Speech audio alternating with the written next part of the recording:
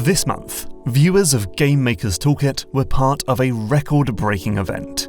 Over one weekend in July, we held the GMTK Game Jam for 2020, which was a manic game-making marathon where people had to make an entire game with just 48 hours on the clock. And that game had to fit a theme, which this year was out of control. The Jam saw a whopping 18,000 people sign up, and they submitted an absolutely incredible 5,477 games. Again, it was more than twice as big as last year's Jam. Again, it was the biggest Jam in itch.io's history, but this year's event was, by my numbers, the biggest online-only Jam to ever be held. That's absolutely incredible. Thank you so much to everyone who took part.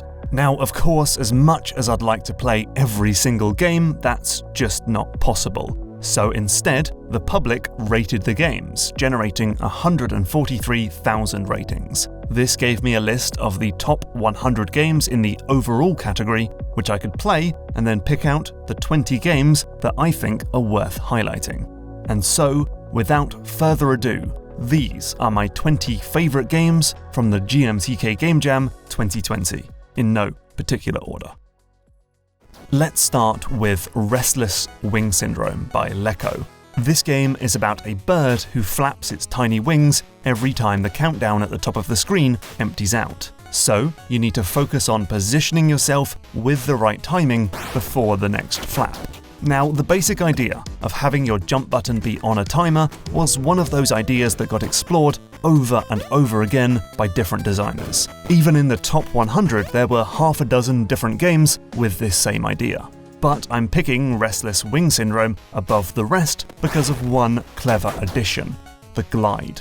Having your jump be out of control can be pretty frustrating, but letting you glide back down to Earth allows for more depth and nuance to this otherwise simple mechanic, especially when you start chaining flaps and glides in midair. But that's not all Lecco does. The designer has squeezed even more potential out of the mechanic, with each level having a different speed to its countdown and pickups that replenish your flap. This is a super polished game, which really shows the potential platforming thrills that can be derived from taking control of the genre's most prominent mechanic. Okay, what if you took that idea of actions happening on a timer and applied it to music?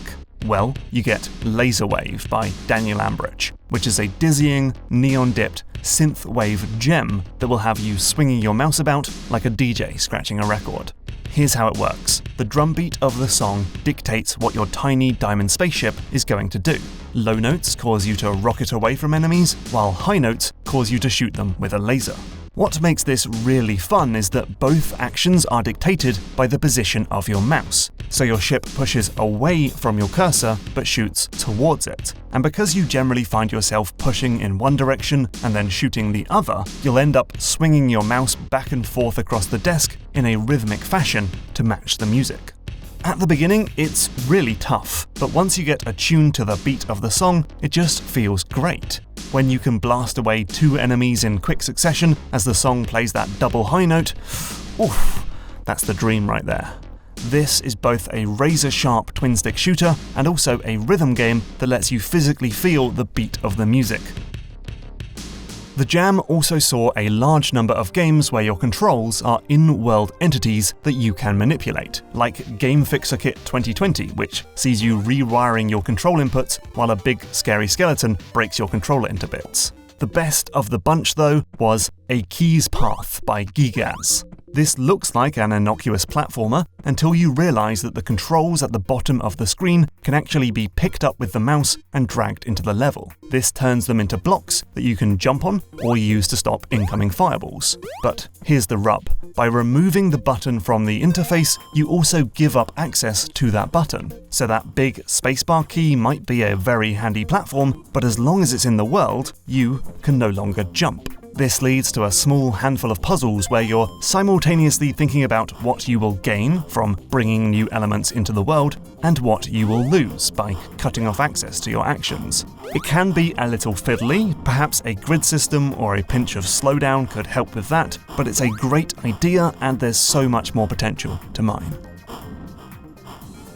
While a great deal of games in the Jam took the word control to be about the game's actual input controls, I'm glad that at least some smart designers explored a different meaning. Situations that are chaotic, hectic, and uncontrollable. Take Puffballs from Lethandrolus, a strategy game about herding a cast of colourful critters. These puffballs rapidly multiply when in close proximity, which means the situation can quickly go from a couple puffballs chatting in a field to a whole civilization of fluffy orange blobs all bouncing about. The idea is to find the right balance between loneliness and overpopulation, as dictated by this meter up top, by strategically moving the puffballs about until there's the perfect number on screen. If you can maintain that harmony for a few seconds, you're on to the next one. The game soon introduces new puffball variants with unique roles. The red one, for example, eats orange critters before multiplying, so some levels will have you boosting the red population while culling the orange. It's actually very difficult, and once the ball starts rolling, it's very hard to stop it with your limited influence, so I would definitely like to see some balance tweaks and further exploration of the idea. But as one of the more creative takes on the theme, this game definitely deserves a nod. Hellfiler by OS Boys is another utterly chaotic game that's actually just a joy to play. You're in hell, and your eternal punishment generally involves a whole lot of paperwork. At the start, you're signing contracts before stuffing them in the out tray. Then, you're ticking surveys. Not long after that, you're looking for spam and counterfeit paperwork with typos and shoving those in the recycling. Like the premier document dystopia Papers, Please, there's way more paperwork than you have time to deal with. Though, in Hellfiler, there's no orderly line. There's just a never-ending stack of forms to fill out. Ultimately, it's little more than a silly gag of a game, but hell if I didn't dig it nonetheless. Another chaotic game next, it's Genre Hopper from Fishmug Games. This WarioWare-style romp is all about changing between different game genres. A simple platformer might morph into a space shooter, or a Doom-style FPS, or a Zelda-like action RPG, all at random intervals. What's really clever is that the level design and enemy placements don't change between genre shifts. This makes the change between genre way easier to handle than you might expect, especially as the speed of the game rapidly ramps up. Right now, it's a single-screen proof of concept with just a handful of genre types, but I can totally see this being expanded into something bigger with a bit more time. Another surprisingly prevalent idea in the Jam was the involuntary shooter pattern. Games where you endlessly fire out a column of death or a barrage of bullets, and so have to carefully position yourself in a way as to avoid collateral damage. Take Laser Guy from Laser Team. You play as an alien in the midst of an allergic reaction that causes him to shoot a deadly laser beam out of his face. And so you'll need to carefully navigate your way to the infirmary without frying your co-workers in the process. So what looks like a manic twin-stick blaster is actually a careful puzzle game. It's about working with the level design and the predictable patterns of the other characters to get around without causing damage. In fact, there's an almost stealth-like feel to the game, only in reverse. You're the one with the vision cone, after all. There's one really clever addition to the formula that puts Laser Guy above the crowd: destructible objects. While walls will always stop your laser beam, cabinets and desks will burn away after a couple seconds, and metal stuff lasts longer than wood. Clever stuff all round. Next up, you are now possessed by Lonebot, which, judging by the scores, won over pretty much everybody who played it. So the game is a turn-based puzzle game about getting to the musical instrument in each level. But, as the name might suggest, you're not in complete control over your movements. The bar at the bottom of the screen shows you when you get to move yourself and when the game will make movements for you. This means you need to think very carefully about your next move and think ahead several steps to where those automated movements will lead you, hopefully not off the side of the level. This is a remarkably polished game, and if it had a few more levels, you could buy this on Steam and not even know the whole thing was made over one weekend. Wonderful stuff. Edna, Out of Sight, Out of Control is a game by KKs and Varun Ramesh, and it has a great idea which is explored to a pretty striking extent for a 48-hour Jam game. So here's the concept. You play as Edna, and if you get one of these tiny knights in your sightlines, as visualized by a pink arrow, you can then shift control over to them and move them about. until the sightline is broken and now they're out of control. Huge props to the devs for giving you a split-second moment of control over the character as you lose influence. It's a tiny bit of leniency, which adds so much to the feel of the game. Anyway, this smart concept lends itself to some pretty smart puzzles about placing characters on pressure-sensitive buttons, using characters as platforms to make jumps, and even using movable mirrors to boost your sightlines. And then, once the game starts introducing the concept of chaining together sightlines, well, there's no end to the puzzles the devs could put together. The top 100 was chock full of great tile-based puzzle games about robots that I'd love to recommend, like Alice and Cell Machine. I mean, I wish I could talk about all of them, but here's at least one that definitely deserves a top spot on this list. Losing Control by Indieberg is one of the most inventive games I had the pleasure of playing. It takes something we're all intimately familiar with, copy and paste, and applies it to a puzzle game. So you can highlight a bunch of tiles, hit Ctrl-C, and then press Ctrl-V to paste down a copy of those tiles, creating a path for your little robot friend to move across. The developers quickly find new ways to spin this idea, like lava, which spreads from tile to tile. You'll figure out that you can actually copy and paste the empty void to create gaps in the level and stop the lava flow. Right now it's a little easy, even with the limitation that you only have a limited number of copy and pastes in each level, as you literally become out of control. The puzzles aren't exactly stumpers, but for a 48-hour game, this is super impressive and really deserves further exploration. Top marks for this one. Alright, one more robot puzzler. Emergency Protocol by Tyrix and Haru is about a tiny robot who can move freely on green tiles. While you do so, your movements are recorded, as shown by arrows at the bottom of the screen. Then, when you drop onto the grey tiles, you lose control and your recorded movements are repeatedly played back. So to get from one island of green to the other, you need to record a sequence of movements that will safely guide you across no man's land. It's a really simple idea, but immediately lends itself to clever puzzles that will have you stumped. It's a game where a single green tile can have you pulling your hair out with frustration.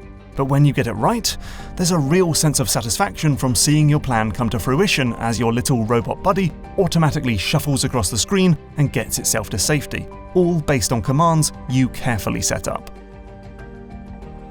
Speaking of games where you have to think ahead, meet Time Lock by Marshall Cannon. This is the sort of game where the only person you can blame is yourself.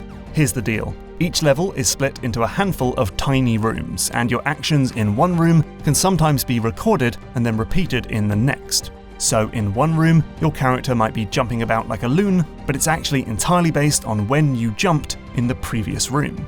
So the game is about thinking ahead to ensure that you solve one room in a way that will make your life easier in the next. It sounds complex, but smart design makes it extremely obvious how everything works. A clear timeline system shows your actions being recorded and played back. It's easy to see the level in its totality, so you can plan ahead, and you can quickly go back to the previous room and re-record your movements. All in all, this is a super original idea and very quickly generates tricky puzzles with just 3 actions. You can easily see how this idea could be expanded and explored in every direction. Crystal Ball Chaos by Yogurt, or Yogurt, is a really enjoyable platformer with a unique idea at its core. Basically, you've got to get these crystal balls to their plinths, and the only way to do so is to smash them with your magic wand. This causes them to bounce around the room, ricocheting off walls like the ball in Breakout. You'll also need to knock away skulls which damage you upon impact. There's potentially a lot of mastery in a game like this. Not only do you have to get the ball in a goal with a well-aimed whack like a golf game, but you've got to do it while simultaneously controlling a character. So there's lots of room for mid-air thwacks and other such techniques. I ended up having a lot of fun with this one, and even though the crystal balls are out of control, it's not annoying because you have so many options for redirecting them to their goal. Something else now. Two-Timin Towers from Zachary Richman and Pals is a tower defense game that fixes the most obvious problem with the genre: the boredom of sitting back and watching your impenetrable death machine rip through enemies. So what's the fix? It's to change your role from an omnipotent god to a tiny mechanic on the battlefield, and to give the towers friendly fire. Which means the game instantly switches from a breezy strategy game to a bonkers, out-of-control bullet hell nightmare. and this gives the game a big dose of dynamic difficulty. The stronger and more powerful your defenses become, the more deadly the battlefield is to navigate. Good luck picking up currency and health pickups when the screen is completely awash with ordnance. There's a similar bargain to be made in Midnight Monorail by Default Frogs. This game is about drawing out tracks so trains can run from one tunnel to another. The only way to get points though is to create stations by having tracks cross over each other. So very quickly, you'll be at risk of trains colliding and will need to click on one to turn it incorporeal for a split second to let the trains pass without a crash. Like Two-Timin Towers, it's tempting to make your train tracks as profitable as possible by creating endless crisscrossing stations, but every crossing increases the chance of collision and gives you more fires to put out. Soon enough, the whole thing gets completely out of control. Both of these games put the level of control in the player's hands, though Two-Timin Towers, with its ever-encroaching enemies, does a slightly better job of actively encouraging the player to push their luck. Make the Way from Vimlark asks the question, if the character is completely out of your control, how do you get them to their destination? The answer is by slapping down boxes, platforms and springs in order to build the level around them. This was another popular take on the theme, but many games in this pattern suffer from issues of trial and error and a disconnect between building the level and then watching it play out. Make the Way solves these problems by having everything run in real time. You'll often need to place down a spring only when the character is in motion, and can even pick up and place down an object after the robot has used it. It makes the game feel fast, frenetic and responsive, though it definitely ends up being more about precision than pure problem solving. One thing I'd love to see is some kind of reward for finishing the level with fewer objects than you get in the toolbar. While every level has an intended solution, it seems, it feels great to finish a level in a way that goes beyond the obvious answer.